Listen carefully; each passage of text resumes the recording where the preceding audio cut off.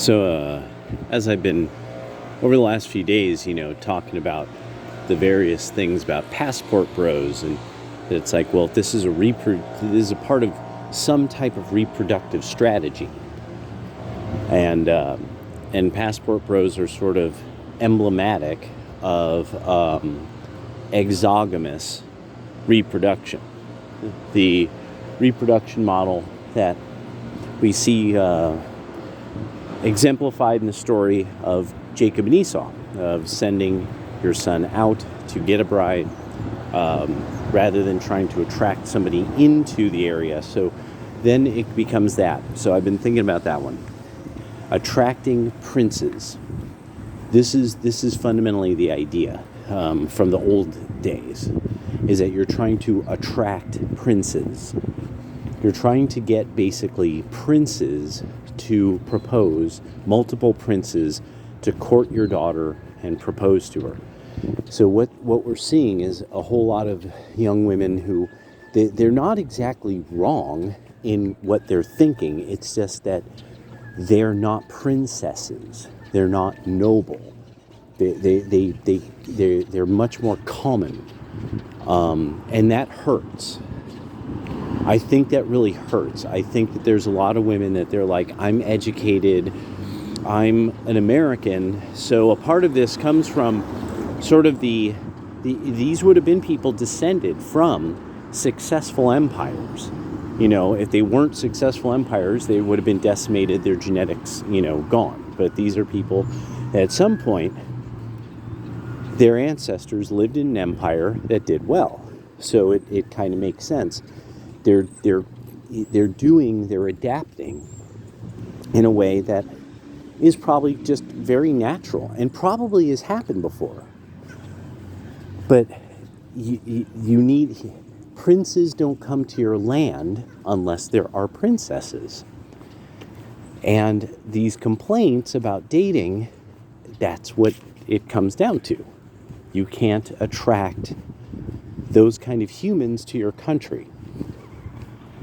These women in other countries can attract those men from the empire to their land. Let me say it again. That the great empire, our sons go to other countries and marry their daughters, but those countries don't send their sons to marry ours. And that's all that's going to matter. Everything else is just having bad feels. That's everything else is crime.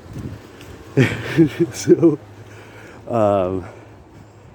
it's just the way that fucking is. And as reproductive strategy goes, this is going to be a winning reproductive strategy for the men that win in this kind of thing,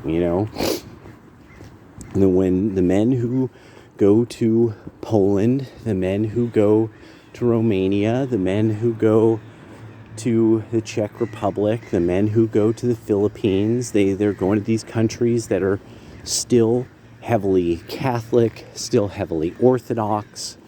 Note that what I think is really funny, because if you know about it, you know about it. Nobody's bringing up passport bros. Like, okay, nobody's bringing up guys marry girls from Israel, like in that community. Like, nobody's complaining about that passport broism. Like, I just, just to make sure people get the context, Yeah, it's just one of these things. Nobody's saying, how dare you marry a girl from back in Iran? You were born and raised in Dearborn. You're marrying a girl who's coming over from Iran. That's terrible. Iranians are backwards. They don't know how to read, things like that. Is that what people are going to say about that kind of passport broing? Because that's totally normal in that community. So,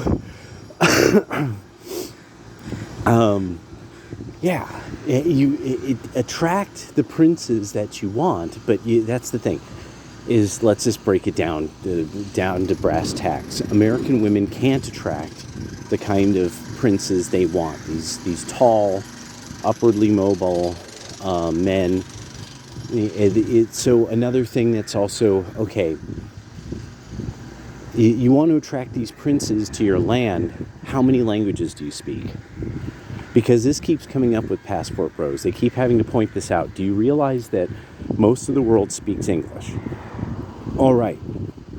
Do you realize that with most of the world speaking English, that means that most of these women are bilingual or trilingual, or even they speak 4 languages, or various dialects of in the country that they live in, things like that.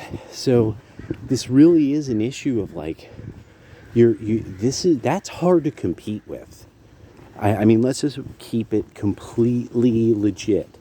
A woman who speaks 4 languages and can cook is going to beat a lot of other women at the game of life. That's just how it is. And it's you know, you're going to have to get in where you fit in. You're going to have to find out what it is that you're going to offer, because what the hell? Oh, what are you doing? Please do with your car. Okay, there we go. A lot of people in this area will do really odd things with their cars, and you won't know what they're trying to do. And then suddenly it's like, oh, I don't have my turn signal on. You have no idea why I'm driving down a 4-lane road at 5 miles per hour. You're like, what the fuck? So anyway, okay, what was it? It was also that the thing, because this had been coming to me in bits and pieces. You know, that's it. The Passport Bro thing. Okay, this was once a rich man's thing. You could still find probably old episodes of television shows, like on YouTube, where the wealthy man's married to a foreign woman. So this is a fashion, like most fashion, that started at the top and moved its way down. So it's just because the air travel and doing all the requisite paperwork and all that kind of stuff. And that was all more complicated another time. And also, you didn't need to marry a woman from another foreign country. Most white women were only a generation or 2 here in the United States. They were still relatively normal. The 60s and 70s hadn't happened yet. So that's also why you don't see the passport broing levels that you would, think that it probably should have, especially if the idea is that men were so sexist and so cruel.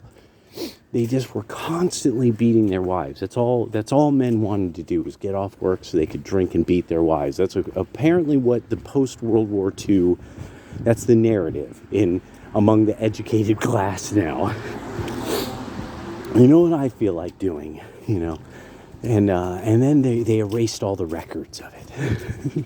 So there's absolutely nothing that can actually substantiate such claims. The thing I thought, I was thinking about is, I was like, no, most people, like, people don't get this. That most Europeans came here after World War One, or after the 1900s, and then World War One. It's like, so you didn't need somebody who was from another country, because the norms of normal life were what everybody did. It was the 60s and 70s and the Cultural Revolution that changed just people kind of behaving properly. So, yeah. All right. Well, that's what was running through my head about some things today. And now I should get a little bit of real exercise in.